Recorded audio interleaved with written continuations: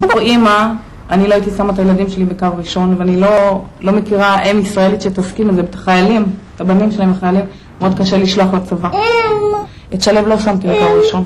אני נסעתי בדרך רגילה בעיר שהיא נחשבת עיר שלום. מאות אלפי ישראלים ותיירים מבקרים ביריחו כל יום.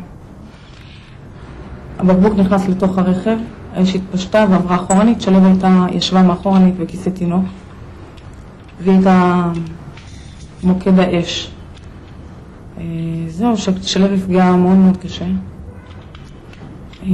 הבעיה הייתה שהייתה תלויה בתוך הכיסא, היה לי מאוד קשה לחלץ אותה, ואני פתחתי את הדלת האחורית וניסיתי לחלץ את שלב. ושלב כבר הייתה כולה אש, זה היה ממש להיכנס לאש.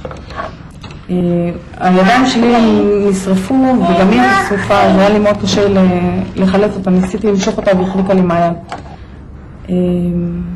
היא עברה השתלות ביד שמאל, כל יד שמאל ביד שמאל קילפו לה את האור, כי הייתה בסכנת חיים בגלל האור, והשתילו לאור שם, אצבעות יד שמאל נשרפו ונפלו.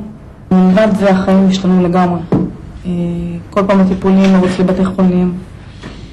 כל הילדים יש להם שיער ארוך, לשלב היה שיער ארוך.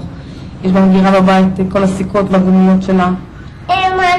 שאני עדיין שומרת, אולי במקרה. אני בדעותיי ממש בעד השלום. תמיד הייתי בעד השלום.